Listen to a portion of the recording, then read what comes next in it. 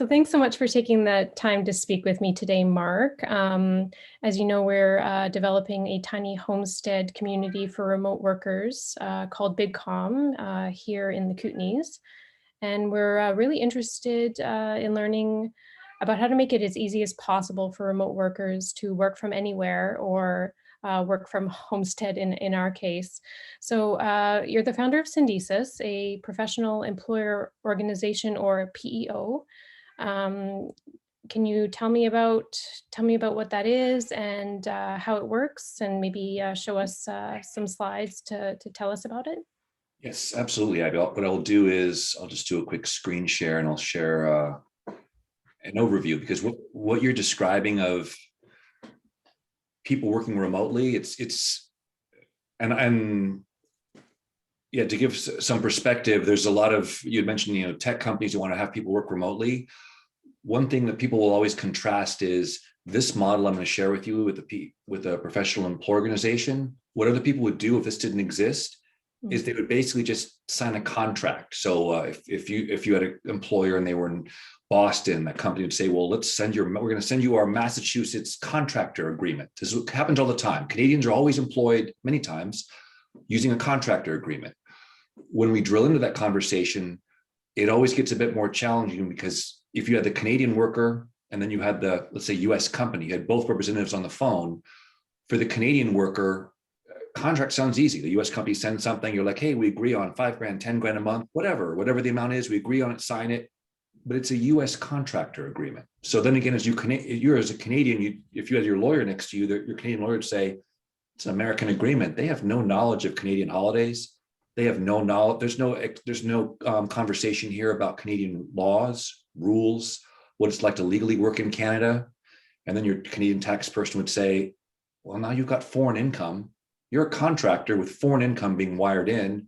I'm gonna set aside some time to work with you on that, because it's not straightforward. There's going to be more cost for that. And then you're Canadian, you have to have a Canadian corporation. You'll be paid into that corporation.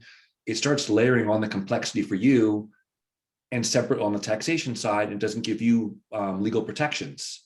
And then what we always hear is, I'll share that on a call. And then the American HR person will say, well, we treat people a certain way in our company. People get healthcare, they get stock options, they get, there's other benefits we offer. And then when it comes to Canada, they'd be like, oh yeah, we don't understand how to operate up there. We can't do any of that for you. We'll just wire you the money.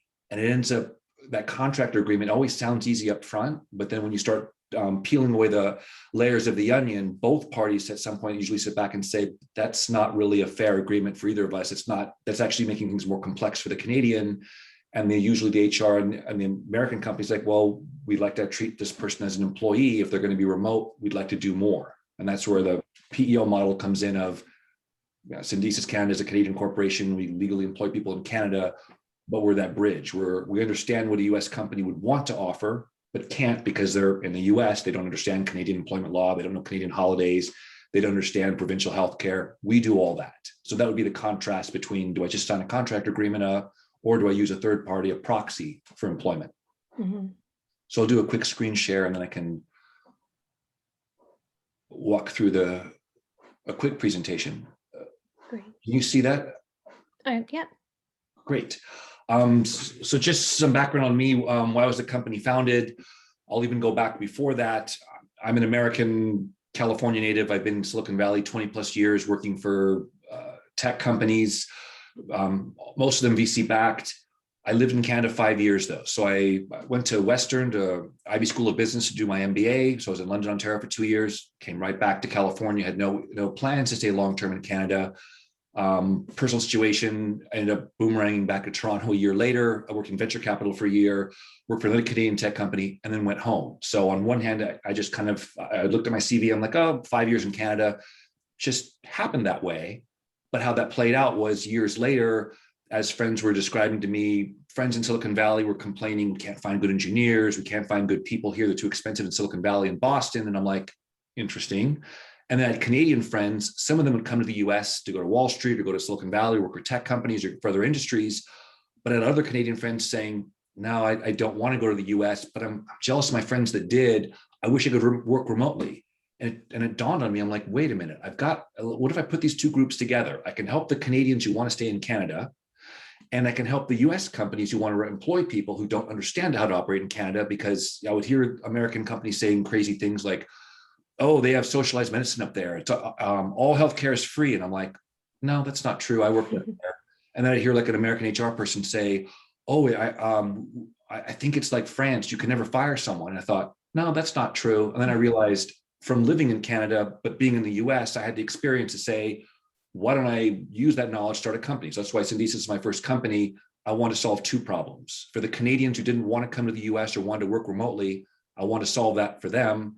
And for the US companies who wanted to employ Canadians, I wanted to take care of all the pieces, like I mentioned, healthcare, taxation, because the American companies like, we don't know how to do this. And the first companies when I started this, my first companies were actually, I was brought on by Canadians. So when I reached out to Canadians in Silicon Valley who were CTO or co-founder of a tech company, and I ran this idea by them, they're like, sounds good. I'll use your recruiting to find some engineers, or yeah, we've got some contractors in Canada, Mark. Sounds like you know how to legally employ them. We could never figure that part out. They're like, that was too complicated, but it looks like you have all the pieces in place. And that's how the company was started. The first bullet here, when people say remote employment in Canada, some people, when I mention the professional employer organization model, some people are like, oh yeah, PEO. Yeah, let's like TriNet. We know that. That's half the people on the calls. The other half of HR people on both sides of the board will say, never heard that acronym in my life. So then I say, it is kind of very HR unique. Some people call it employer of record. Some people call it remote employer. All of those different bullets to say it's a legal employment structure where someone in Canada works. They're an employee, not a contractor. They're an employee of Syndesis Canada, but they are assigned to work for a US company. So the other service I offered is, and this one's popular now, US immigration situation is challenging. People can't get the H-1B work visa. A lot of people every year when they miss out on the lottery, the workers can't stay in the US. Most of them go home to India or China forever. They're basically kicked out of the US. I do have a way to move people to Canada. Syndesis sponsors their work visa, and then they just move across the border, still for the US company. And I'm now, since as a PEO, that model allows me to bring people into Canada to do that. And then separately, I have recruiters, but we'll skip that part of the discussion. We'll stick to the PEO piece. How the model works is we are a legal employer in Canada. So if you were looking at a Syndesis employment contract and your Canadian lawyer was sitting next to you, and we'll also picture the US companies on the call and their employment lawyer, the US lawyers on the call. This happens sometimes. You can have everyone on the call. So you might be looking at the employment contract. You'd say, okay, I thought I was working for Twitter or Yelp or some US company, but this employment contract in the first says I am employed by Syndesis Canada. And then you go down a couple of paragraphs and it says, oh yeah, there's a title, same title I had in the US. And then there's another couple of paragraphs that says you are permanently assigned to, and has the name of my US company. Okay, there I see it. I'm assigned to them. Next sentence, you take all your work direction from the US client. You're like, okay, good. That's more what I was looking for. Another sentence, your manager is, and it has the name of your manager in the US. And you're like, that's the person who interviewed me. Maybe it's someone on the engineering side, marketing, could be any role. You're like, okay, that's the person who interviewed me. On down, then it goes to describing your job and your responsibilities. That's an addendum. And it has whatever salary you worked out with the US company, it's just there in Canadian dollars. So you're like, okay, I'm a Canadian, I should be paid in Canadian dollars. Your lawyer in Canada would flip through it and say, this is a Canadian offer letter. It's all the Canadian laws are here. You're protected according to Canadian law. You are going to get a T4 at the end of the year, just like every other Canadian does. All Syndesis will be collecting and remitting all your employer taxes and employee taxes to the CRA. This is great. This looks very straightforward. This is a legally binding agreement. This is exactly what Canadian companies do. The US HR person will look through it and say, we can't offer something like this because we're not Canadian. And the US lawyer would be like, I can see some Canadian law in here. We could never offer this to you because we can't legally give you a Canadian employment contract because we're not a Canadian company. We can't employ it. So from a legal perspective, everyone's happy. The benefits package, we have, obviously, as a Canadian, you know this, you pay taxes in your province, you get access, that gives you doctor, and that gives you access to hospital. I learned this when I moved to Canada. When it comes to vision, dental care, a better prescription drugs plan, physiotherapy, disability insurance, life insurance, that's the supplemental insurance. So my first employer said, well, Mark, here's your supplemental healthcare plan. We offer that. Again, the Americans can't offer that. We share it basically as an option. We tell them you can pay 100% of the monthly premium, 80%, 50%, 0%. You both the Canadian worker and the US employer work that out. And if you guys agree, like, oh, the US company pays 90%, great. They'll pay 90%, 10% comes out of your paycheck. We also have RSP, 401k for the Americans. It's there, it's available through RBC. Some of our workers, like, that's great, that sign up for it. One thing we can't do, unfortunately, is sometimes the US company says, well, we do a match. We're gonna, if the employee puts in 2, 3, 4, 5,000 a year, we do that tax-free. We always tell the American companies, you can contribute, but because you're outside of the US, we can't make it in a tax-free way. But of course, you can always contribute bonuses, any amount you want to pay extra, all that's available. Unfortunately, will be taxes that crosses the border, but we can handle that. And we can also handle expenses. So you say, I bought a computer. Most US companies will say, well, we'd rather you buy one in Canada than us ship you one. Expenses are handled. Our payroll team handles that. US stock options comes up. We work with a lot of venture capital backed companies. There's a paragraph in your offer letter that says, US company may at their discretion offer you additional bonuses, annual bonuses, stock options. The wording is there. What we can't legally do is put that stock option package into your offer letter. We mention it. What happens is then is if there were stock options, we tell the US HR person, here's McGovern Hurley. It's a cross-border accounting firm that Syndesus works with. They will have a consulting call with you. They will look at your American stock option plan, the employee stock option plan, the ESOP. They will look at it. They will recommend changes. Some stock options plans will say employees only. And what they'll recommend is, well, this person's not an employee, they're an employee of Syndesus Canada. They are, you are working with them, but they're not your direct employee anymore. But here's how you offer them stock options. It won't be maybe ISOs, maybe it'll be NSOs. So they end up having McGovern Hurley as a call with the US finance team. They work it out. The Canadian worker gets stock options. It's directly from the US company to the Canadian worker. It's not included in the offer letter, but it's a verbal agreement, whatever it turns out to be. It's a long way of saying options can be facilitated. Client determines the work scope. Very clearly in the offer letter, it says you take your direction from the US company. No one from Syndesus is checking in to see how your work is. On the other hand, with HR, we're your legal employer. So what we do is we have to have access to how you're doing. Syndesus HR person reaches out to the HR person at the US company and says, hey, how often do you do your annual reviews? Please share that information with us. If something's not working out, please share that with us. Because we're the legal employer, we want to know if things maybe aren't turning out well. And if there has to be a termination, the US company can't do it because you're not their legal employee. They would tell our HR team, okay, you have to terminate a worker for this and this reason. Well, of course, ask, well, what's the backup? They'll say, well, we shared that with you, all the reviews and everything. Here's what's happening. The Syndesus HR team says, got it. We will handle this according to Canadian law. And from that point, they take over and handle it. And the US company's like, that's great because we don't know what Canadian law is. So it takes them off the hook. It gives them a partner that can handle that. Right. And of course, compliance with HR statutes, first month, you're going to go through all the training, just like a US company would put someone through all their anti-harassment training, everything to be legal in the US. You're in Canada, we handle that on the Canadian side. Last bullet there is there are a few Canadian POs. I know at least one of them asks the US company, would you register in Canada? We think that opens up to taxation. The whole idea of using a proxy third-party employer like Syndesus is a US company that you don't have any taxation or any issues in Canada. So in our model, that is never required. Okay.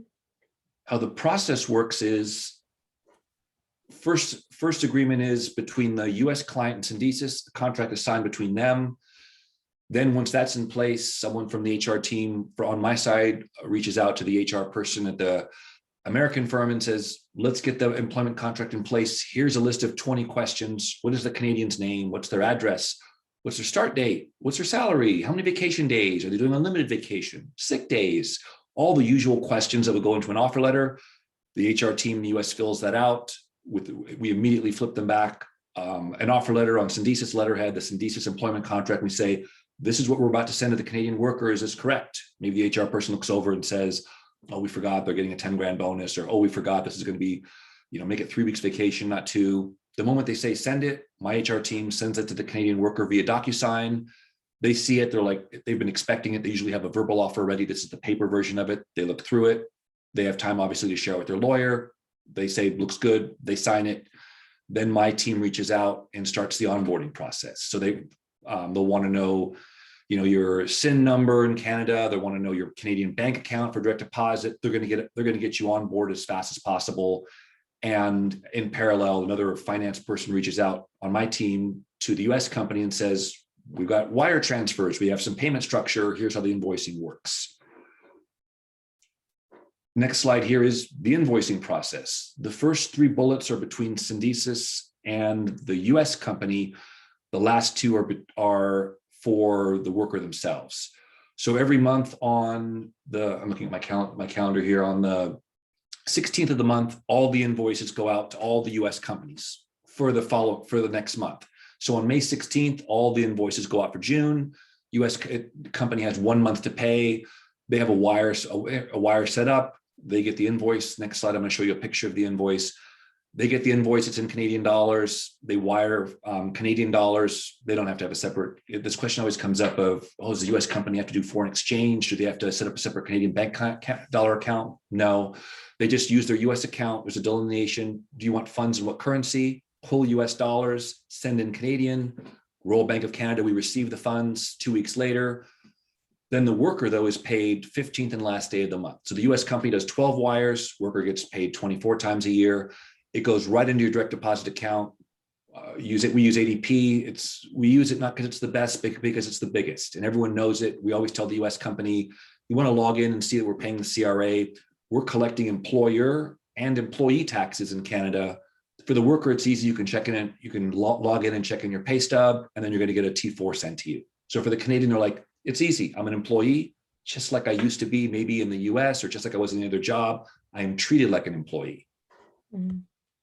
And for this, only a couple more slides here, Abby, and I apologize for the small print. I will send you this PowerPoint, but what this basically shows, it's a Syndesis sample invoice. It's in Canadian dollars. So the first line is your salary for the month in Canadian dollars. The Americans look at this, they know that there's a conversion coming in place.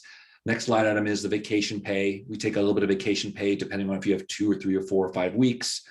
And then as you take the vacation, the invoice goes down, it trues up by the end of the year. The next few lines are the employer taxes. In BC, the only employer taxes are EI, unemployment or employment insurance, and CPP. Those are the only 2 on there. The Americans are paying those. Next line is the healthcare, whatever percentage of the premium they're paying, 50%, 80%, 100%, we're charging the Americans there, and then the Syndesis fee. And this is what goes to the American company once a month. And then their total, they look at the bottom total, 13,460 cents or whatever it turns out to be. They just wire that and pulls US dollars out. We receive Canadian dollars. Last slides is the fee for the service. We charge the US company a $1,300 US setup fee, and the admin fee, again, list price is US $750.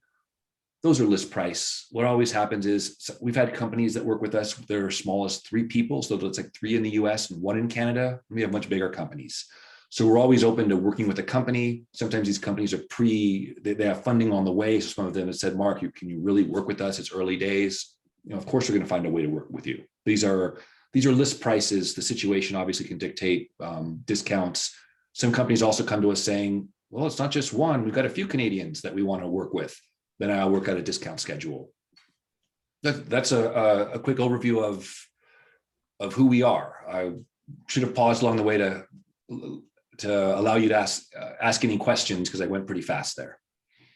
No, that's okay. I'm keeping kind of a list of questions in my head, and I guess the first one that comes to mind is you started this company in 2014.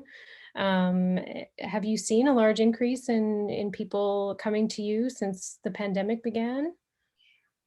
Yes, and it completely surprised me. So I worked during .com. I remember how bad things got with the layoffs happening. 10 years later, financial crisis. I was actually moving from Toronto back to the US, 2009. I remember how bad things were.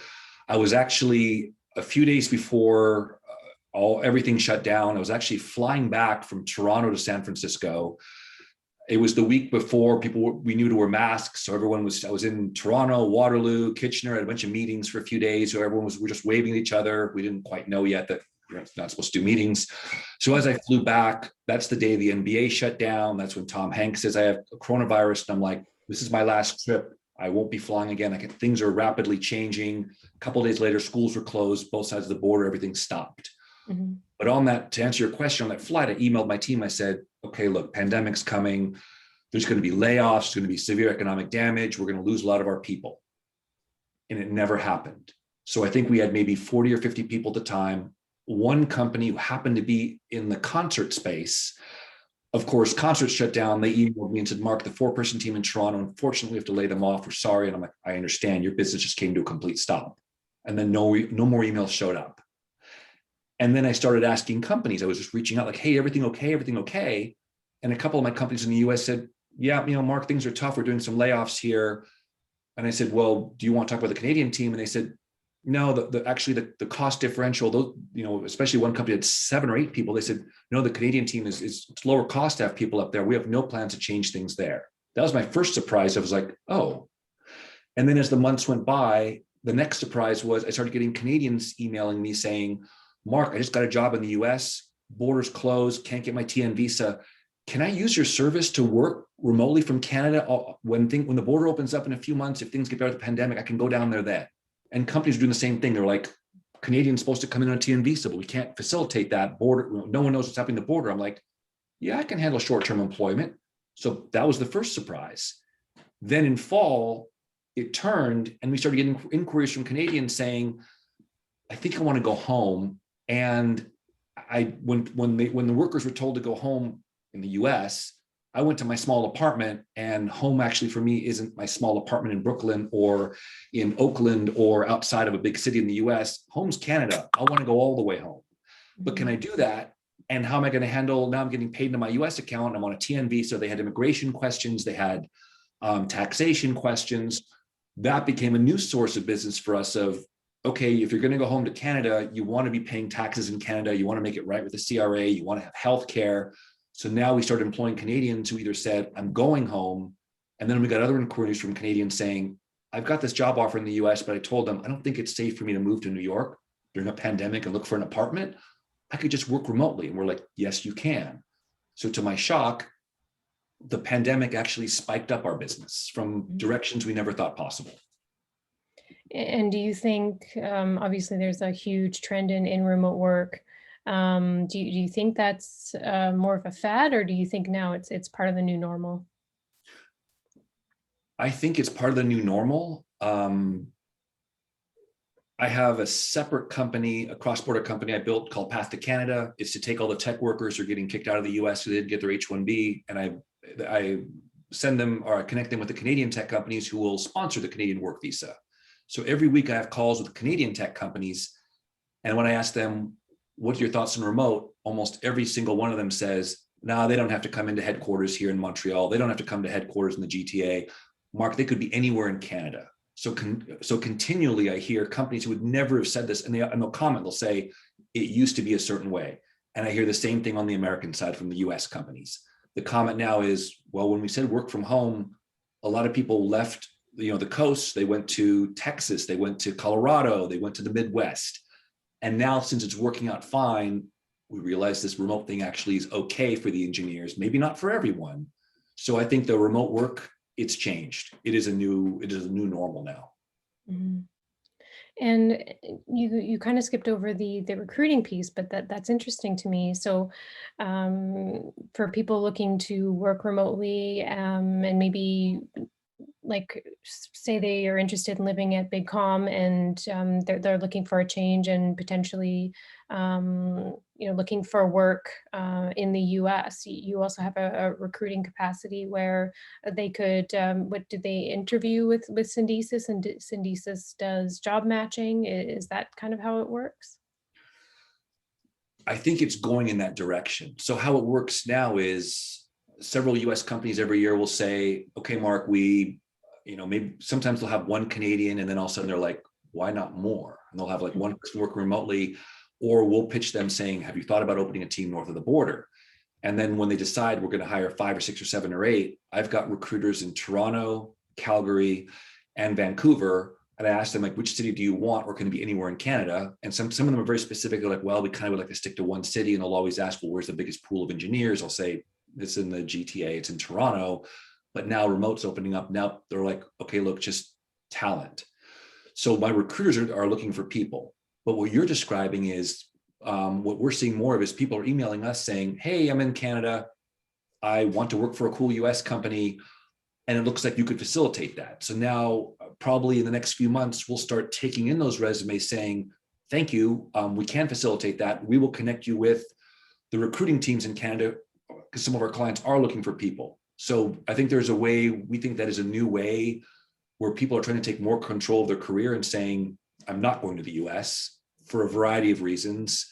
And it's not just the pandemic. The pandemic comes up as the biggest one, but also political situation in the US. We hear that a lot. So now we think there's going to be a bigger trend of Canadians starting to come to us more saying, I'm available, here's my CV.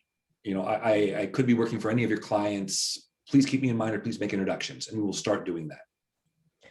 That's great, because I think that would be especially valuable to the kind of clients or tiny homesteaders that we would be attracting.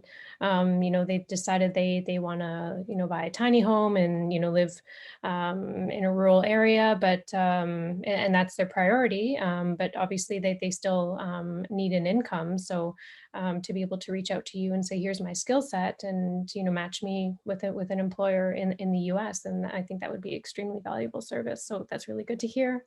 Yeah, I think there's a lot of growth possible there because the US companies, I hear it every day, they're so desperate for talent, and I hear the same thing from the Canadian ones. So it's a universal challenge. It's just being able to connect people up saying, we're okay with remote. Mm-hmm. Hey, it needs to solve the cross-border thing as an American company. We can tell them, you don't have to worry about that piece. It's, we'll contract with you to put it in place. Mm-hmm. As I've heard from many Canadians that are part of are working for us, their comments are, I get to do cool work. I stay home. I am Canadian. I'm in my home country. I'm not part of the brain drain. I may be getting this, crazy good US salary, but I'm staying in Canada and I'm paying taxes in Canada. I'm living my life in Canada. Then we're happy to facilitate that. And do you, is there any plans on the horizon to work with other countries internationally, or are you kind of focused on the US right now? We get inquiries. So we had one person working for a company in New Zealand. We had one working for a company in Australia. We have one now working for a company in Singapore, too. So yeah, I think if people from other countries approach us and say, look, here's a situation, we need Canadian employment. I'm used to dealing with the US, but the inquiries are now coming in. There's an email this morning from a company in the UK. The answer is yes, we can work with other countries outside of the US to facilitate this, because just like from New Zealand to Australia to Singapore, those countries are doing the same thing as the US. They're agreeing legal terms and they're wiring money to Royal Bank of Canada to pay for the remote Canadian worker. Wonderful. So lots of growth potential. Lots of growth potential. Yeah, no, that's great to hear. And yeah, the service is great. Again, anything that makes it easier for people to work remotely, definitely something that we can support for sure. Cool. So yeah, that's kind of all the questions that I had. We're coming up on the 45-minute mark. Anything else that you wanted to add, or? No, I think you covered all the questions that I would have thought of asking. I like the approach of what you guys have. Like the question comes up now of people who choose to work, do you want to be a digital nomad? Do you want to be able to wander around the world? But then you guys have an approach where you're like, no, here's a beautiful place you can work from, but there's the legality of like, okay, paying my taxes, that piece. I think that's something we can help people who are making a choice. If they're in the tech, it doesn't have to be tech either. I keep back at tech, but we have marketing people, we have QA people, we have sales reps. It doesn't matter your role in Canada. It's at some point you want to be treated as an employee. You want a simple tax situation. You want that complexity taken out. You just want to do the work, and that's something we can facilitate. So yeah, definitely from the model you have of people who are working remotely, we can definitely help. That's great. Thank you so much for taking the time to speak with me.